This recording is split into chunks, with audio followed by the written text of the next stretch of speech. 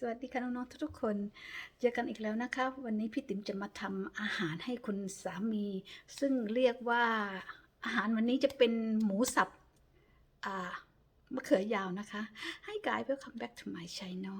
It's a dinner time and today my dinner call stir fry pork eggplants.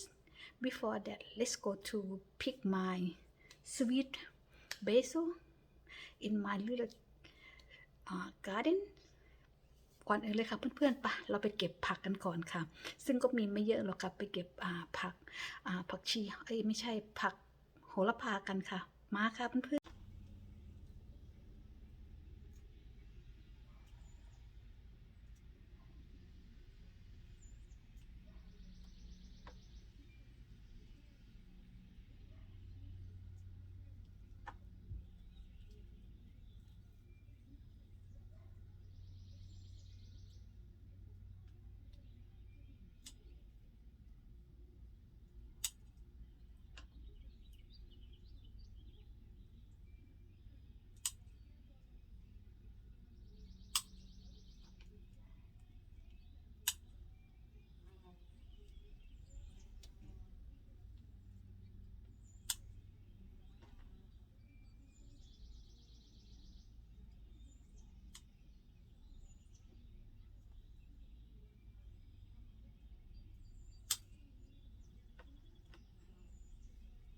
ๆน้องๆเห็นพวกนี้ไหมคะที่พี่ติ๋มตัดมา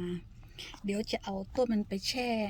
น้ำซึ่งต้นนี้พี่ติ๋มเองก็ทำอย่างนี้มาเหมือนกันนะคะเอาไปแช่น้ำพอรากมันออกมาแล้วก็มาปลูกค่ะเพราะหายากค่ะ